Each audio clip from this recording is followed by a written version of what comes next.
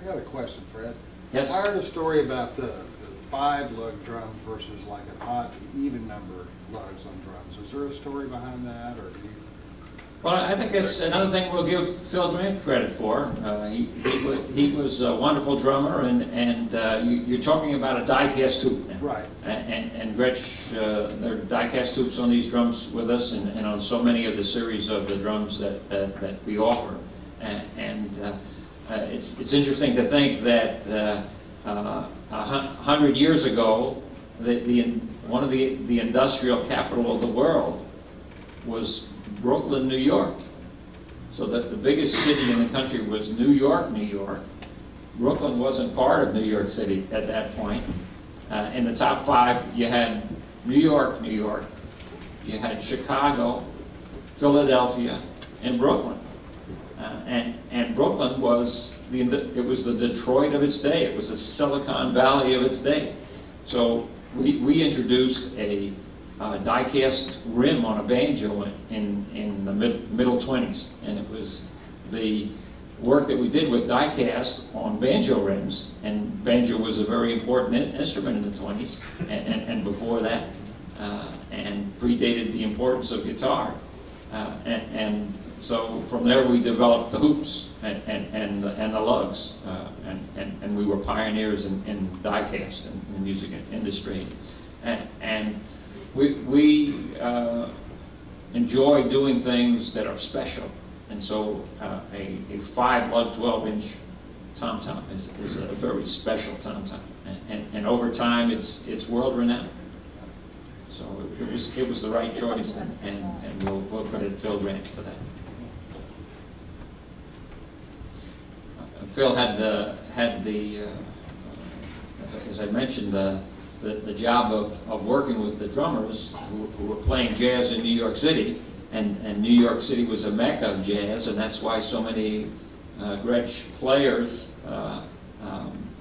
so many great players came to Gretsch, because we were there and they could come visit us. They could take a subway ride, change a couple of trains, and they could come and they could work on Gretsch recipe and get the drums built just the way they wanted, whether it was Louis Bellson who wanted a double bass drum, or anybody else, and they could pick out their K Zildjian cymbals right there with Phil.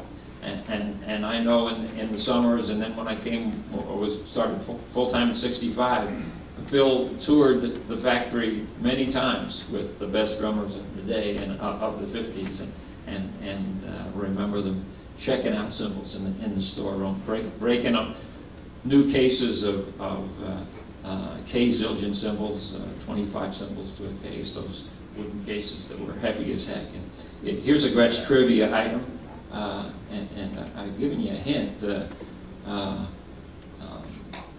What might you think the Gretsch connection is with the Andrea Doria?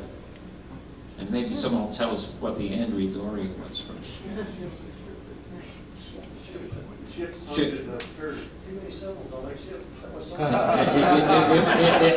It was a ship sunk in the 50s, and it had a shipment of K Zildjian cymbals on it. So if it's ever raised, we'll be looking for those. Still down there. Age to perfection. Yeah, that would be treasure, wouldn't it?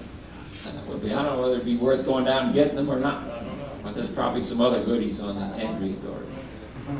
So when you hear them messing around the Andrea Doria, let me know.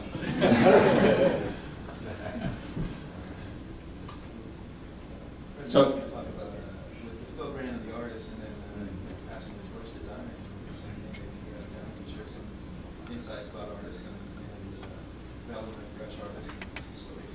Yeah, that's great. As we were driving in this afternoon, we were talking about the first Gretsch artists that we signed when we got the business back in '85, and I'll let Dinah tell us story. Well, I'm gonna come a little. I'll tell you that in a few minutes. First, I want to say something. This company's 125 years old, and for me, it's like absolutely incredible that anything stays together like that. You know, I mean, it's just like you look at all the things that we go through today, even like fuel prices, wars, Just think of the Gretsch Company during World War II. No metal parts, could only make drums out of wood. That factory ended up making, had a war contract. No more drums, no more guitars. So that's something that we just sort of forget about as time, and we all sit and we all complain about what's going on. But the thing that I really notice is that music is something that has been around forever. And the thing that I notice about music is that it brings everybody together. Music really brings people together. And most people, we were sitting here watching the band and all tonight, they're smiling, they're absolutely happy. And everybody that I know that works in the music business is so passionate about what they do. So for us, at 125 years, and to think that we're going to be around for the next 100 years, we know that everybody that is involved in music really has a passion.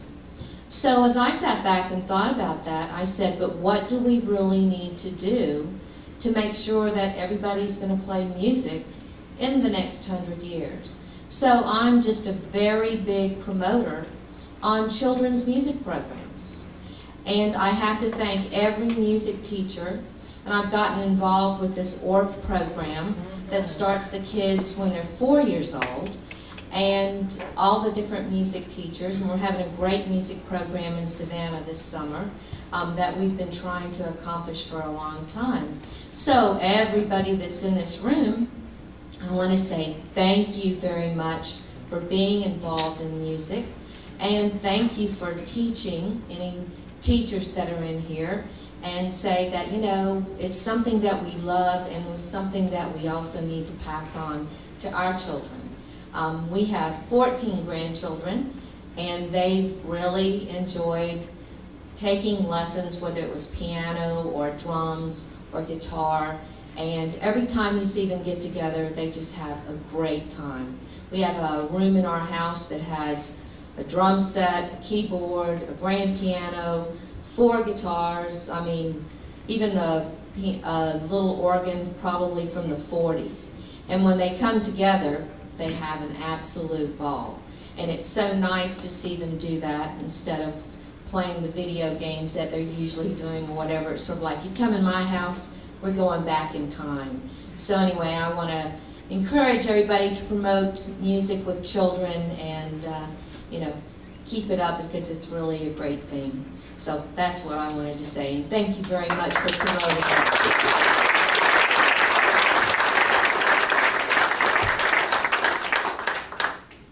And John wanted the story of the first person that we signed when we bought the company back, and we got the company in January of '85.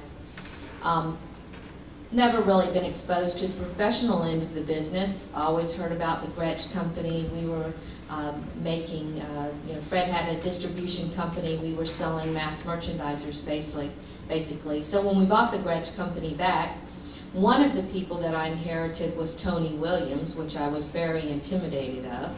But, I had a call from B.B. Evans in Nashville. Does anybody know B.B. Evans in Nashville? Well, she's the office manager for the Charlie Daniels Band. And B.B. said Charlie wanted his drummer to play Gretsch drums. And the first one that we signed was Jack Gavin. And Jack Gavin has a percussion degree from Kent State. I think he was in the symphony, and he decided that he wanted to be a country drummer. So he moved to Nashville, and he got this gig with Charlie Daniels. So I think he stayed with Charlie for probably 12 years, and now he has a studio in Nashville, and he's the tour manager for Tanya Tucker, and then there's another person that he's also basically a manager of his music, so he's moved on. But that was our first Gretsch endorser, and I don't know if you know Jack, but Jack's probably 5'2", and just an exhilarating drummer. I mean, just absolutely incredible. So that was the first endorser that we signed afterwards, after we bought the company.